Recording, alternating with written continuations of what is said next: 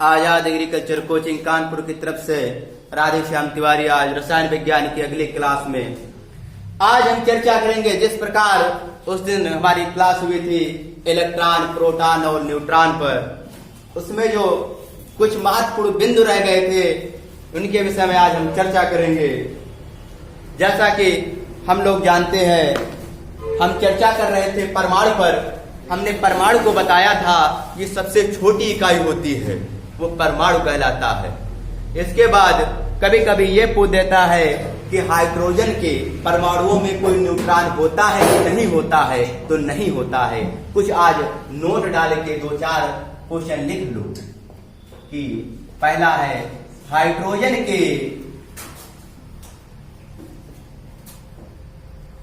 का परमाणु क्रमांक और परमाणु भार एक ही होता है।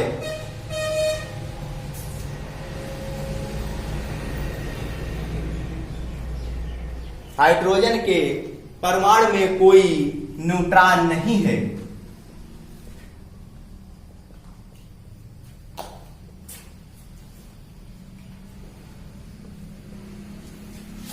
पूछेगा ऐसा कौन सा तत्व होता है जिसके परमाणु में न्यूट्रॉन नहीं होता है, तो आप टिक मारेंगे हाइड्रोजन पे। ऑप्शन दिया होगा हाइड्रोजन, नाइट्रोजन, ऑक्सीजन, उपरोक्त में सभी, तो आप टिक मारेंगे हाइड्रोजन पे।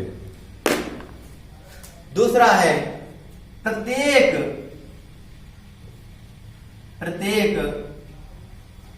परमाणु नाभिक में होता है या नाभिक से बना होता है।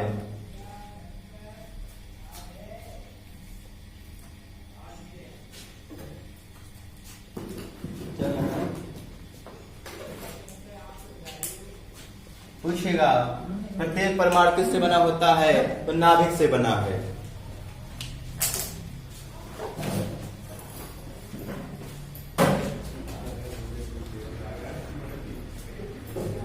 कभी कभी पूछ देता है प्रोटॉन और न्यूट्रॉन।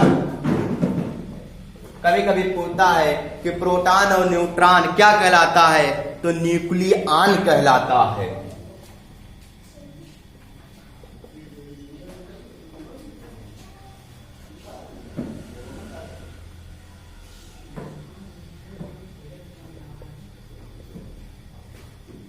प्रोटॉन और न्यूट्रॉन न्यूक्लियॉन कहलाता है।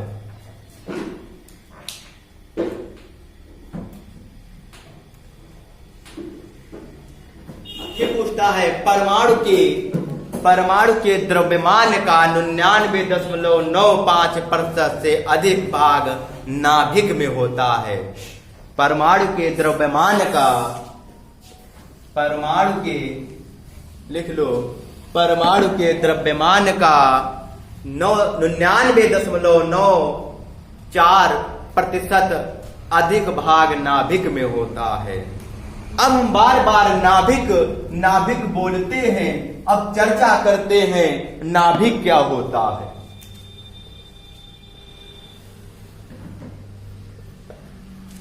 जैसा कि हमने बताया था, जो इलेक्ट्रॉन होता है नाभिक के चारों ओर चक्कर लगाता है। क्वेश्चन पूछता है किस रूप में लगाता है, वृत्ताकार या दीर्घ वृत्ताकार, तो ऑप्शन होगा दीर्घ वृत्ताकार। अगर पूछता है नाभिक के अंदर कौन कौन उपस्थित होता है, तो नाभिक के अंदर हमारा न्यूट्रॉन और प्रोटॉन उपस्थित होता है। फिर यह क्वेश्चन पूछेगा नाभिक की खोज किसने की थी, तो नाभिक को सर्वप्रथम हम कह सकते हैं आधुनिक अवधारणा को प्रतिपादित किया था। नाभिक की आधुनिक अवधारणा को, नाभिक की आधुनिक अवधारणा को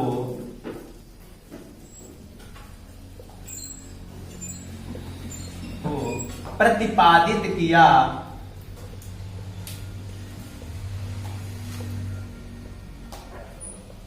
तो हम कह सकते हैं रदरफोर्ड ने, और किस सन में किया, 1911 में।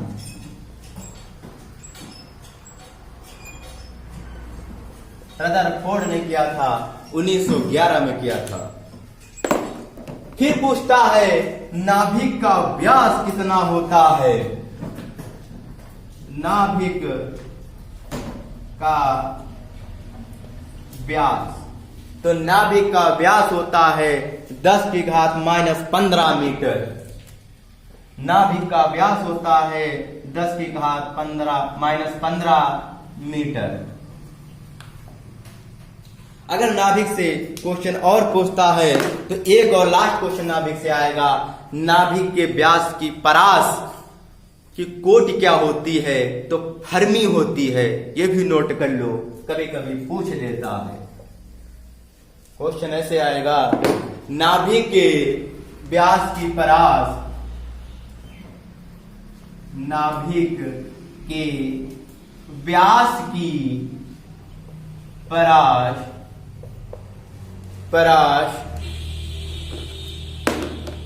फर्मी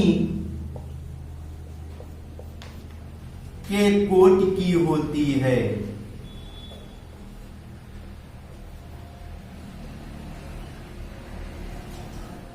नाभिक के व्यास की परास फर्मी के कोटि की होती है। अब यहां से जो क्वेश्चन बनते हैं, टिप्पणियां कभी कभी आ भी जाती हैं, वो भी देख लेते हैं। समस्थानिक और संभारिक क्या होता है, कभी कभी पूछ देता है समस्थानिक और संभारिक क्या होता है।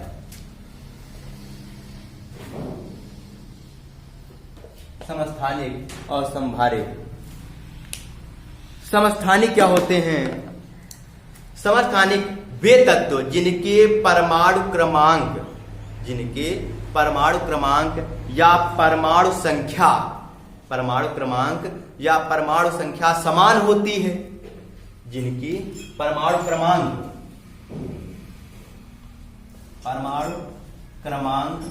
या परमाणु संख्या समान होती है और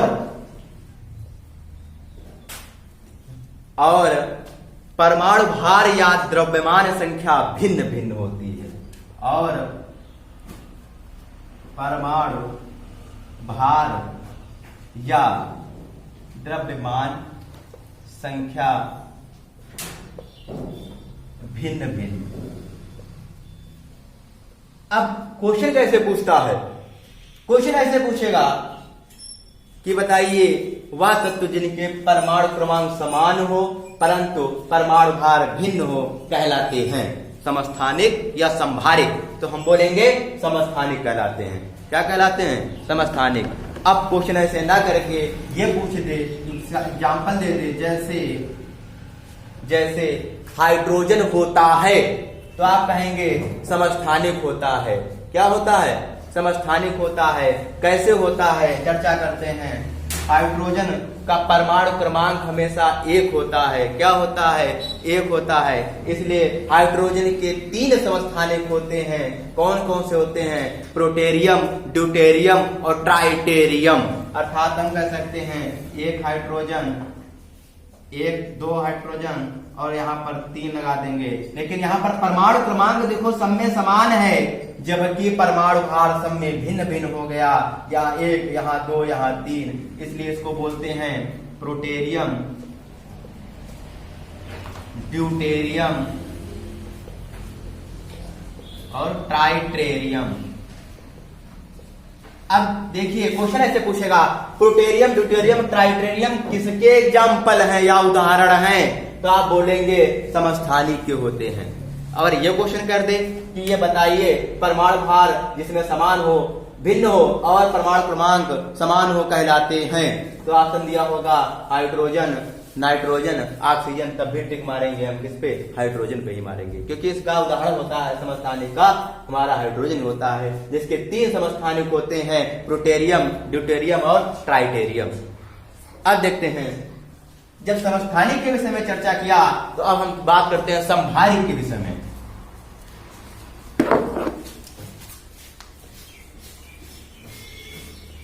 ठीक इसका विपरीत हो गया। कैसे? जिसमें क्या हो? परमाणु क्रमांक क्या हो? भिन्न हो, जबकि द्रव्यमान संख्या जो होती है समान हो, उसका विपरीत हो जाए, अर्थात उल्टा हो जाए। किसका? समस्थानिक का, तो कहलाता है हमारा संभारिक। क्या कहलाता है? संभारिक कहलाता है। तो इसका उदाहरण होते हैं हमारे आर्गन। आर्गन, अब कैसे आर्गन होता है? आर्गन का देखिए 1840, 18 कह सकते हैं, इसमें 18 परमाणु क्रमांक होता है, जबकि द्रव्यमान संख्या 40 होती है। अब दूसरा एग्जाम्पल होता है हमारा कैल्शियम।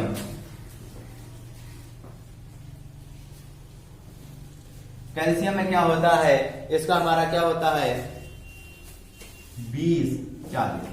यहां पर हम देखते हैं परमाणु क्रमांक तो बदल गए, लेकिन द्रव्यमान भार या द्रव्यमान संख्या देखो समान ही है, 40 इसमें भी है आर्गन में, और कैल्शियम में भी 40 है। अब एग्जाम्पल दे देगा कैल्शियम किस प्रकार का है, समस्थानिक है या संभारिक है, तो हम बोलेंगे संभारिक है। वो देगा आर्गन समस्थानिक है या संभारिक है, तुम्हारा हो जाएगा संभारिक हो जाएगा। अब यहाँ पर हम एक सवाल भी देख लेते हैं जो इससे कभी कभी पूछा जाता है। आज हमारा टॉपिक इलेक्ट्रॉन, प्रोटॉन और न्यूट्रॉन जो परमाणु संरचना के अंतर्गत आते थे वो खत्म हो जाएगा। आज हम देखते हैं इसका लास्ट जो सवाल इससे जो पेपर में कभी कभी पूछ देता है। एक चीज याद रखना, 2-3 जो फार्मूले हैं अपने दिमाग में सेट कर लो। पहला फार्मूला है कि परमाणु भार बराबर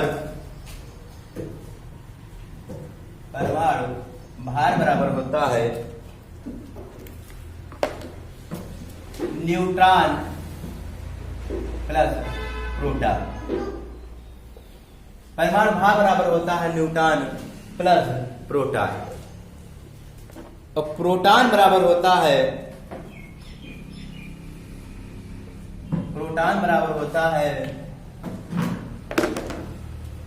या हम कह सकते हैं परमाणु क्रमांक बराबर होता है प्रोटॉन, या प्रोटॉन बराबर होता है परमाणु क्रमांक। यदि ऐसे पूछे परमाणु क्रमांक बराबर होता है तो प्रोटॉन होता है, या हम कहते हैं प्रोटॉन बराबर होता है परमाणु क्रमांक होता है, और जितना ही प्रोटॉन होगा उतना ही हमारा इलेक्ट्रॉन होता है। या ऐसे पूछते इलेक्ट्रॉन बराबर होता है प्रोटॉन, अर्थात हम कह सकते हैं जो परमाणु क्रमांक होगा वही प्रोटॉन होगा, जो प्रोटॉन होगा वही इलेक्ट्रॉन होगा। हमें निकालना क्या होगा? सिर्फ न्यूट्रॉन निकालना होगा। तो इस पर एक हम क्वेश्चन देख लेते हैं जिससे सिद्ध हो जाएगा कैसे निकाला जाता है। क्वेश्चन हमारा है, सूत्र नोट कर लो पहले।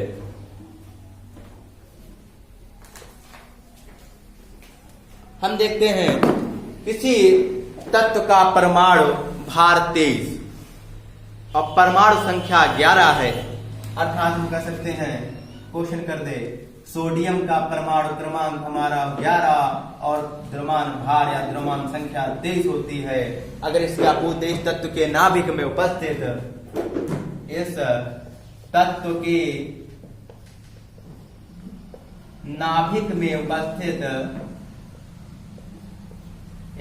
के नाभिक में उपस्थित न्यूट्रॉन की संख्या ज्ञात करो। न्यूट्रॉन की संख्या ज्ञात करो। तो हम सर्वप्रथम पहले ये देखते हैं हमें दिया क्या गया है। हम देखते हैं कि हमारा परमाणु भार कितना दिया है, परमाणु भार 23 है। अगर यहीं पर पूछे परमाणु भार और परमाणु क्रमांक कितना है,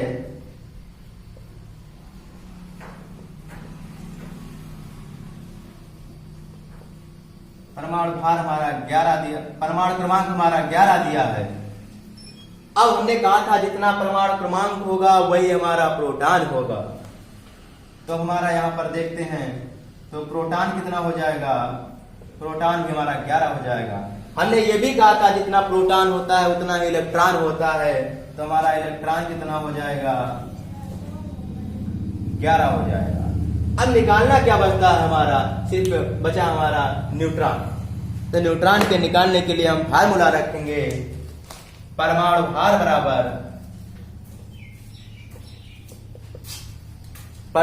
बराबर न्यूट्रॉन प्लस प्रोटॉन।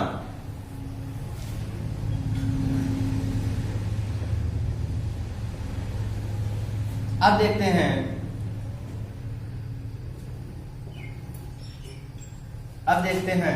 तो परमाणु भार हमारा दिया हुआ है, कितना दिया हुआ है? 23 है। न्यूट्रॉन हमें निकालना है, न्यूट्रॉन नहीं दिया है तो हम यहाँ n लिख देंगे, प्लस प्रोटॉन हमारा दिया हुआ है, कितना दिया है? हमारा दिया है 11। अब हम क्या करते हैं, न्यूट्रॉन को हम इधर ले आए और 23 से हमने 11 घटा दिया तो कितने बचे? हमारे 12 बचे। ये हमारा न्यूट्रॉन निकल आया। अर्थात हम कह सकते हैं न्यूट्रॉन हमारा 12 है और प्रोटॉन हमारा 11, इलेक्ट्रॉन 11 है। हमें न्यूट्रॉन ही पूछ रहा था, न्यूट्रॉन हमारे 12 हो जाएंगे। इस प्रकार से हमारा इलेक्ट्रॉन, प्रोटॉन और न्यूट्रॉन जो इलेक्ट्रॉनिक विन्यास बोर पद्धति द्वारा समस्थानिक और संभारिक जो क्वेश्चन बनते हैं, आज का टॉपिक यहीं पर पूर्णता होता है। और अगली क्लास जो नई क्लास चलेगी उसमें आप लोगों को हम आपसी गण संख्या और इसके साथ साथ में जो छोटे छोटे क्वेश्चन जो पूछे जाते हैं उसमें आप लोगों को मैं बताऊंगा। आज की क्लास के लिए धन्यवाद।